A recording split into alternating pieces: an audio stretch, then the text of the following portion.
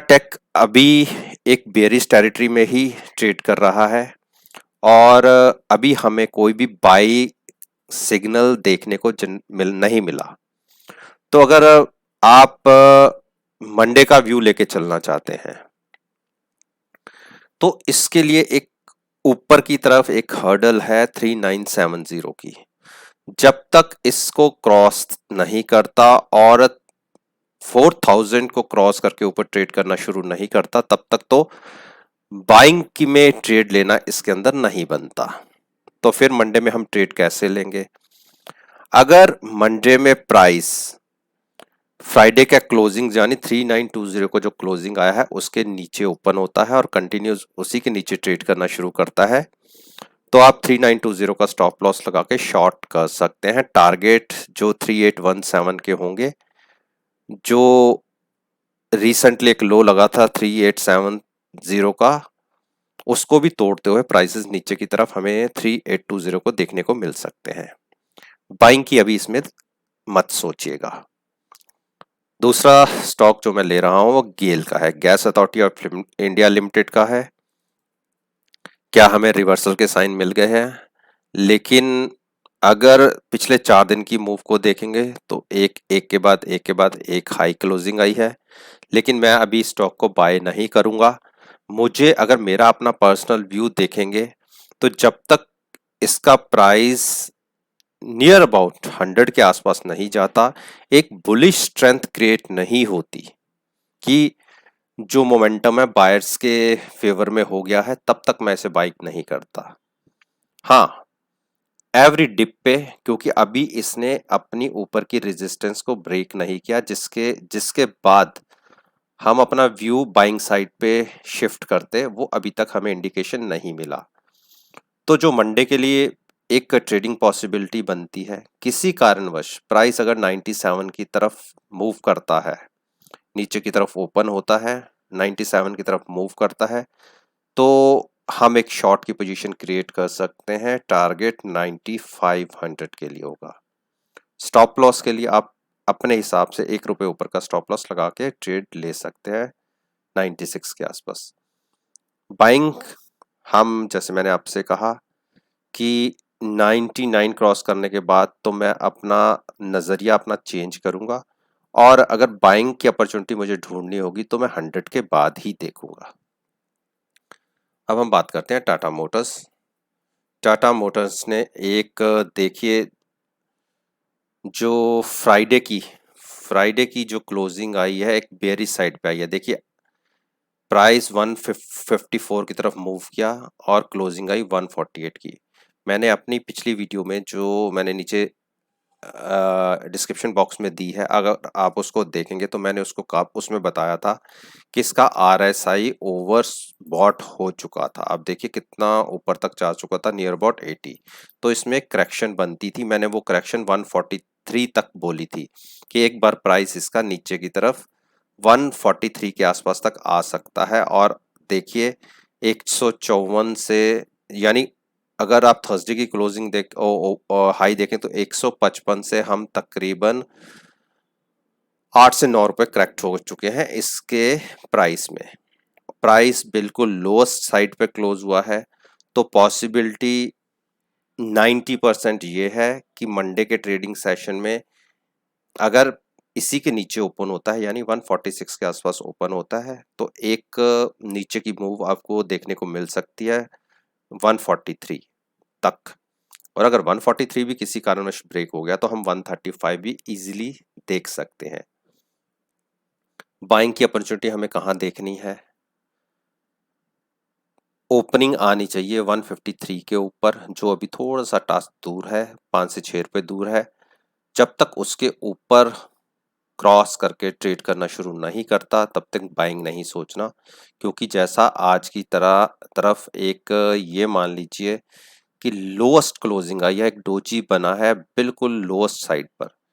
यहाँ पे सेलर्स हावी हो चुके हैं या होंगे, क्योंकि अगर ये इसके ऑपोजिट ऊपर की तरफ ये डोजी बनता तो एक बाइंग स्ट्रेंथ दिखती, अब एक बेरी स्ट्रेंथ दिख रही है।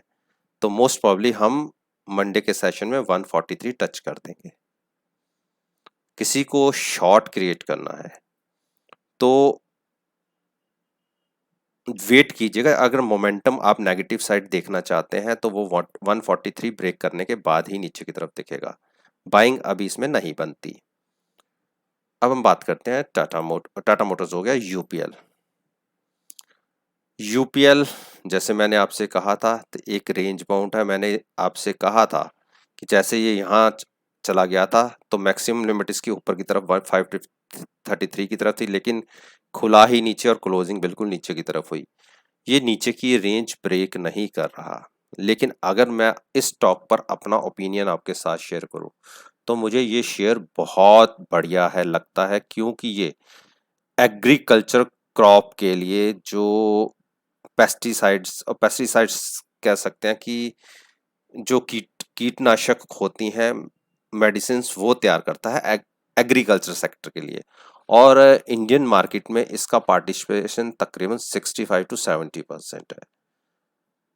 फंडामेंटली बहुत बढ़िया स्टॉक है। लॉन्ग टर्म के लिए अगर किसी को लेके रखना हो तो बहुत ही बढ़िया रिटर्न्स ये जनरेट करके देगा। हाँ, अभी मोमेंटम एक रेंज बाउंड है। नीचे आए तो आप बाय करिए, ऊपर जाए तो ये सेल करिए, क्योंकि दोनों तरफ ही टेरिटरी को ये ब्रेक नहीं कर रहा। तो इसलिए मैं तो ट्रेडिंग से इस स्टॉक में नहीं रहना चाहता। तो चलिए अब हम बात करते हैं आईओसी की, इंडियन ऑयल कॉरपोरेशन। देखिए, जैसे मैंने आपसे अपने टारगेट्स कहे थे, जब ये ऊपर था तो मैंने कहा था कि जैसे इसमें एक मोमेंटम नीचे की तरफ शुरू होगा तो ये 83 तक के भी टारगेट्स देखने को मिलेंगे। तो 83, 84, 88, 350 के टारगेट्स आपको अचीव हो गए। जैसे मैंने अपनी पिछली वीडियोस में कहे थे कि इसमें एक शॉर्ट बनती है और बहुत अच्छी अपॉर्चुनिटी आपको नीचे की तरफ ट्रेड देखने को मिलेगी, और हमारे सारे टारगेट्स अचीव हो गए। अब मंडे के लिए इसमें क्या पॉसिबिलिटी बनती है? मंडे के लिए अगर ये 8400 के नीचे ओपन होता है, आज की क्लोजिंग आई है 8415, 8350 लगा लीजिए। अगर 8350 के नीचे ये ओपन होता है और कंटिन्यूस ट्रेड करना शुरू करता है तो मात्र 50 पैसे का स्टॉप लॉस लगा के आप शॉर्ट कर सकते हैं। नीचे के टारगेट मैंने एक और आपको मेंशन करके दिए थे, 82 के प्राइसेस और देखने को मिल सकते हैं। तो एक ये जो गैप था ये भी फिल हो सकता है और 82 के प्राइसेस भी देखने को मिल सकते हैं। बुलिश साइड में हम इसमें तब बैठेंगे जब प्राइस 88 क्रॉस को करके ऊपर की एक क्लोजिंग दे देगा। तब तक आप बाइंग की मत सोचिएगा। छोटा मोटा एक रिवर्सल देखने को मिल सकता है, लेकिन स्ट्रेंथ अभी दूर दूर तक नहीं है। हीरो मोटोकॉर्प ने लगातार, आप देखिए 1 2 3 4 5 6 7 लगातार 7 कैंडल्स एक के बाद एक लो दिखाए हैं, और जितनी अपनी सपोर्ट्स थी सबको ब्रेक कर दिया है। तो क्या इसमें अभी ट्रेंड रिवर्सल दिखेगा कि एक बुलिश ट्रेंड दिखेगी? नहीं, अभी फिलहाल ये वीक स्टॉक है, क्योंकि जो इंसेंटिव्स का बेनिफिट टू व्हीलर्स कंपनी को मिलता था, और अगर मंथली वाइज बात करें तो हीरो को तकरीबन 100 करोड़ के आसपास का गवर्नमेंट से इंसेंटिव मिलता था, जिसको गवर्नमेंट ने रिड्यूस करके मैक्सिमम 2 करोड़ तक कर दिया है। यानी एक क्वार्टर के अंदर ही तकरीबन इंसेंटिव्स के ऊपर 294 करोड़ का लॉस हीरो मोटोकॉर्प को देखने को मिलेगा। तो ये एक बहुत बड़ा सेटबैक है टू व्हीलर सेक्टर के लिए। तो इसकी कारण से इतना बड़ी एक शॉर्टफॉल इसके अंदर देखा गया है, और मेरे हिसाब से इसका प्राइस एक बार 2780 को टच कर सकता है। यहां से 100 पॉइंट्स की पॉसिबिलिटी नीचे की तरफ जाने की एक बार और दिखती है। तो अगर मंडे की ओपनिंग नीचे की तरफ, यानी ये मान लीजिए 2900 के आसपास आती है और प्राइस कंटिन्यूस उसके नीचे ही ट्रेड करना शुरू करता है, तो आप 20 रुपए का स्टॉप लॉस, मात्र 20 रुपए का 2920 का स्टॉप लॉस लगा के आप शॉर्ट करिए। नीचे के टारगेट 2780 के, यानी 100 से 125 पॉइंट और एक फॉल दिख सकता है। स्ट्रेंथ अभी स्टॉक में दूर दूर तक नहीं है।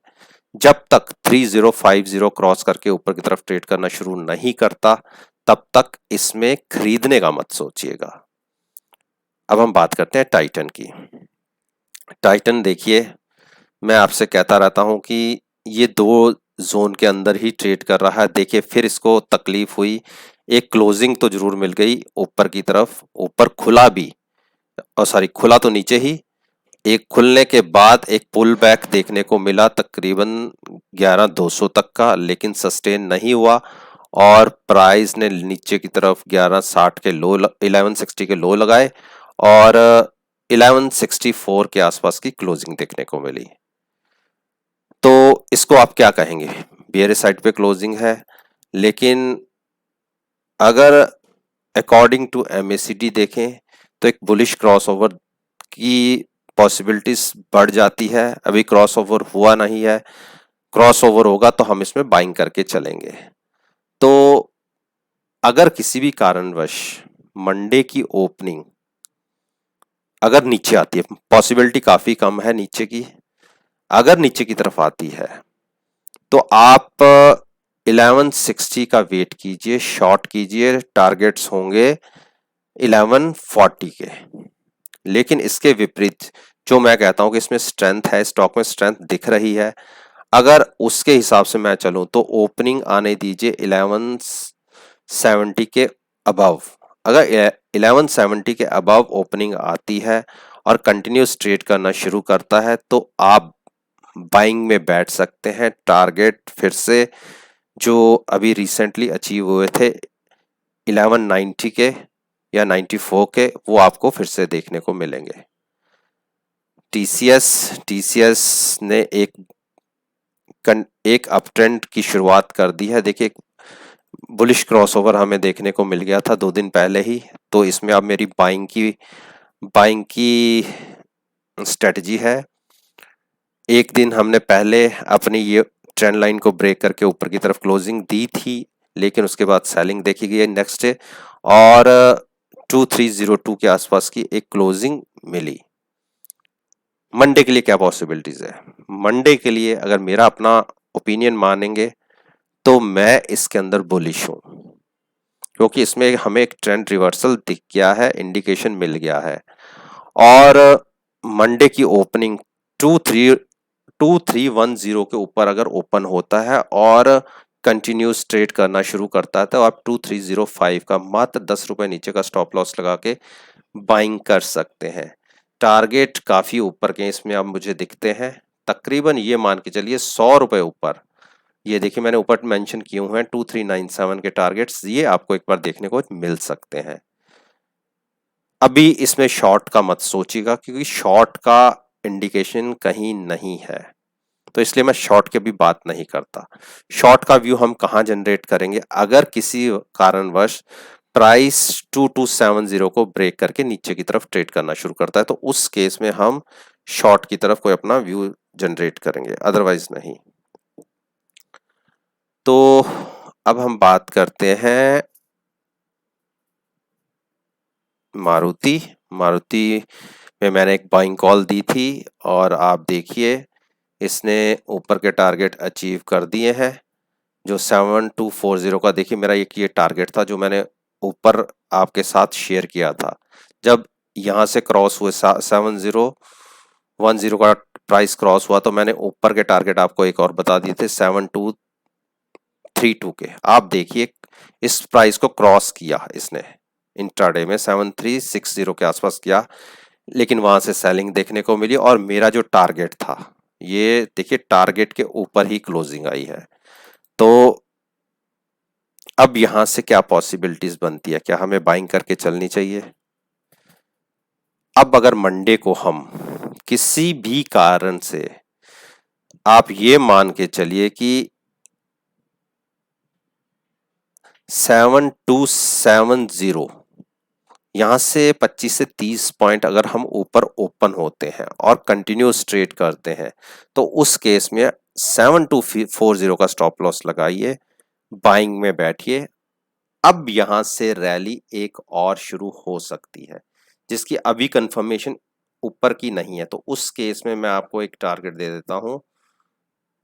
ये टारगेट होगा 7440 का। चलिए मैं इसको मेंशन कर देता हूं, आपको इजी रहेगा ध्यान रखने में। उस केस में आएगा 7445 का, सॉरी। तो इस टारगेट पे फिर नजर रखिएगा कि अगर हम इसके ऊपर निकले और सस्टेन करना शुरू किया तो 7445 बहुत स्पीड से आपको देखने को मिलेगा। नीचे हमें कब अपना व्यू बेरिश करना है, जब हम 6900 नीचे की तरफ ब्रेक करेंगे। तकरीबन यहां से 300 पॉइंट जब तक हम ब्रेक नहीं करेंगे शॉर्ट मत कीजिएगा। अब हम बात कर लेते हैं ब्रिटेनिया। ब्रिटेनिया ने अपनी सारी रेजिस्टेंस को और सपोर्ट्स को ब्रेक करके नीचे की क्लोजिंग दी है। अब ये एक बहुत बड़े फॉल की तैयारी कर रहा है।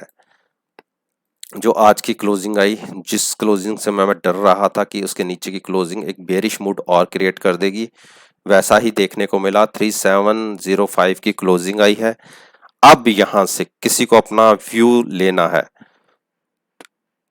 तो आप ये मान के चलिए 3730 का स्टॉप लॉस लगा के, 25 रुपए ऊपर का स्टॉप लॉस लगा के, अगर प्राइस नीचे ही खुलता है तो आप शॉर्ट करिए। बहुत डीप टारगेट्स हैं 3450 के, यानी यहां से 250 पॉइंट नीचे के टारगेट्स ओपन हो जाते हैं, क्योंकि इसके बीच में कोई बड़ी सपोर्ट दिखती नहीं है। तो ये तो होगी शॉर्ट साइड पे। बाइंग साइड पे हम कब अपना व्यू चेंज करेंगे, शॉर्ट से हम बाइंग साइड पे अपना व्यू चेंज करेंगे, वो प्राइस है 3850। जब स्क्रीन के ऊपर ये 3850 क्रॉस करके ट्रेड करना शुरू करेगा तो हम ये कहेंगे कि अब पकड़ बायर्स के फेवर में है। तब तक आप बाइंग की मत सोचिएगा। तो दोस्तों, ये वो 10 स्टॉक्स थे निफ्टी 50 इंडेक्स के ऊपर, जिसके ऊपर मैं रोज अपना ओपिनियन आपके साथ शेयर करता हूं और आपसे कहता हूं कि नेक्स्ट ट्रेडिंग सेशन में आप मार्केट में मेरी इस वीडियो के साथ प्राइसेस को कंपेयर कर लीजिएगा और आपको रिजल्ट्स बहुत फेवरेबल पॉजिटिव मिलेंगे। बाकी मेरी ये वीडियो केवल आपको सिखाने के पॉइंट ऑफ व्यू तक ही सीमित है। मैं कभी नहीं कहता कि मेरी इस वीडियो को देखकर आप मेरे मार्केट में कोई पोजीशन क्रिएट करें।